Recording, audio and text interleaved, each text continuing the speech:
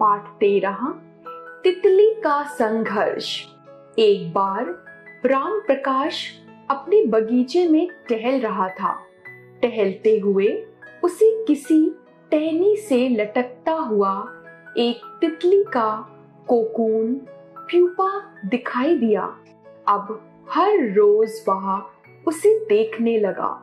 उसे प्रकृति की इस अनोखी प्रक्रिया को होते हुए देखना बहुत अच्छा लग रहा था। एक दिन उसने देखा कि उस कोकून में एक छोटा सा छेद बन गया है। उस दिन वह वहीं बैठ गया और घंटों तक उसे देखता रहा। उसने देखा कि तितली उस छेद से बाहर निकलने की बहुत कोशिश कर रही है, लेकिन बहुत देर तक प्रयास करने के बाद भी वह उस छेद से बाहर नहीं निकल पाई। वह थककर बिल्कुल शांत हो गई। कुछ देर बाद वह फिर से बाहर निकलने की कोशिश करने लगी। राम प्रकाश से तितली का यह संघर्ष अब देखा नहीं जा रहा था, इसलिए उसने निश्चय किया कि वह उस तितली की मदद करेगा। यही सोचकर उसने एक छोटी सी लकड़ी उठाई और उससे कोकून के छेद मुंह को इतना बड़ा कर दिया कि तितली आसानी से बाहर निकल सके। तितली बिना किसी संघर्ष के आसानी से बाहर निकल आई, पर उसका शरीर सूजा हुआ था और पंख सूखे हुए थे। पंखों में कोई हरकत नहीं थी। राम प्रकाश यह सोचकर तितली को देखता रहा कि वह किसी भी समय अपने पंख फैलाकर उड़ने लगेगी, पर अफसोस ऐसा कुछ भी नहीं हुआ, बल्कि एक नन्ही तितली कभी उड़ ही नहीं पाई।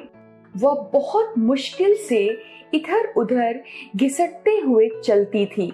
कुछ दिन बाद वह मर गई। राम प्रसाद बहुत दुखी हुआ।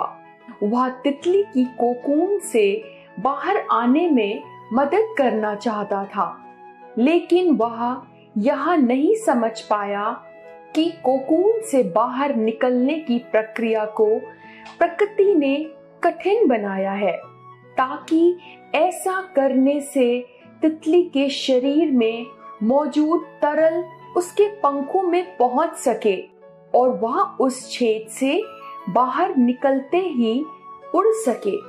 अगर ऐसा नहीं होगा तो वह उड़ नहीं पाएगी। कभी कभी हमारे जीवन में संघर्ष बहुत जरूरी होता है। संघर्ष से हम मुख नहीं मोड़ सकते। यदि हमें बिना किसी संघर्ष के सब कुछ मिलने लगे तो हम भी एक अपंग की तरह हो जाएंगे।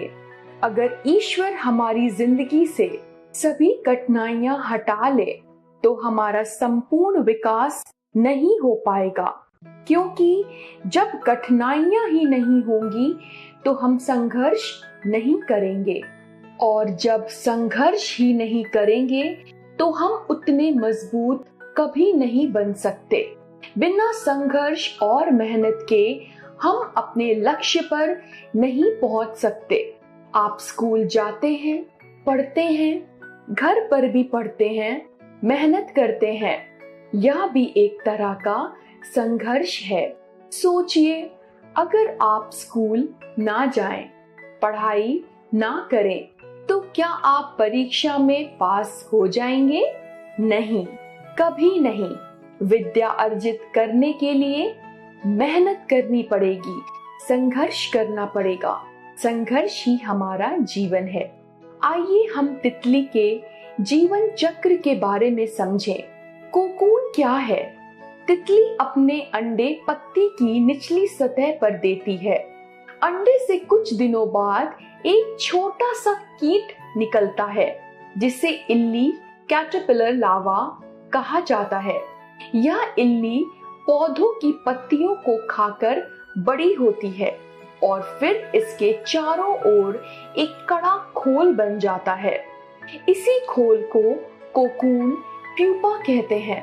कुछ समय बाद इस कोकून को तोड़कर उसमें से एक सुंदर छोटी सी तितली बाहर निकलती है।